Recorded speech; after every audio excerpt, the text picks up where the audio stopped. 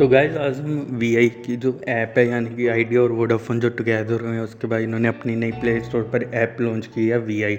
इसके रिलेटेड बात करते हैं। तो सबसे पहले हम बात करते हैं कि क्या इसके लिए आपको वीआई की सिम लेनी पड़ेगी, यानी कि आपको एक नई सिम लेनी पड़ेगी। नहीं, अगर आप आइडिया या वोडाफोन यूज़ करते हैं तो आप उन्हीं नंबर से इस ऐप पर लॉगिन कर सकते हैं।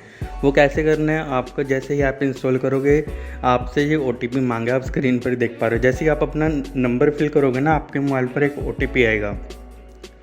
बट एक बात याद रखना, मैंने इसको काफ़ी बारी लॉग आउट करके लॉगिन किया, बट ना यानी कि आपको एक प्रॉब्लम है कि आपका ओटीपी थोड़ी सी लेट आएगा। घबराने की कोई ज़रूरत नहीं। जैसे ही आप अपना सेंड ओटीपी पर क्लिक करोगे अपना नंबर डालकर, तो आपको ओटीपी आ जाएगा। आपको 1 मिनट की वेट करनी पड़ेगी। 1 मिनट 2 मिनट के अंदर अंदर आपको ओटीपी मिल जाएगा।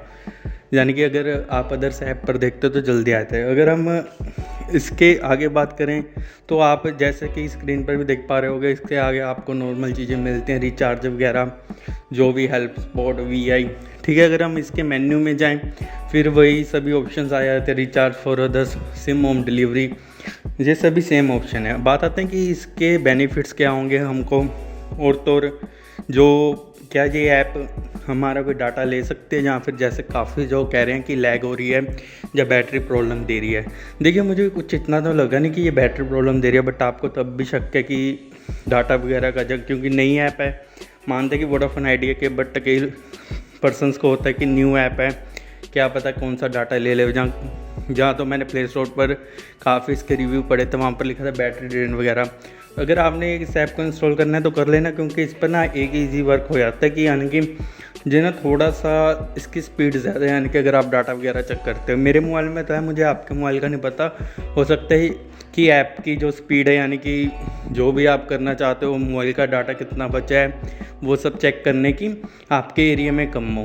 ठीक है, एक बार चेक जरूर करना। और तो इसका सोल्यूशन ये है कि आप बैकग्राउंड वर्किंग बंद कर सकते हो। आप अपनी, मैं तो एमआई का मोबाइल यूज़ कर रहा हूँ, तो रेस्ट्रिक्शन आ जाते हैं ऑप्शन की, आप अपने जो इस ऐप के बैकग्राउंड एक्टिविटी बंद कर सकते हो। आप अपने मोबाइल के हिसाब से ऐप इन्फो में जाकर कर सकते हो। और तो एक और वीडियो जल्दी आएगी कि इस वीआई का हमें क्या बेनिफिट हुआ है, अगर आइडिया और वोडाफोन इकट्ठे हुए हैं तो हमें क्या फ़ायदा होगा, जहाँ फिर सिर्फ कंपनी को फ़ायदा है। इसके रिलेटेड मैं एक डिटेल में वीडियो बनाने वाला हूँ, तो उसके लिए हमारे चैनल को सब्सक्राइब कर लीजिए। आपका वो शुक्रिया इस वीडियो को अंत तक देखने के लिए।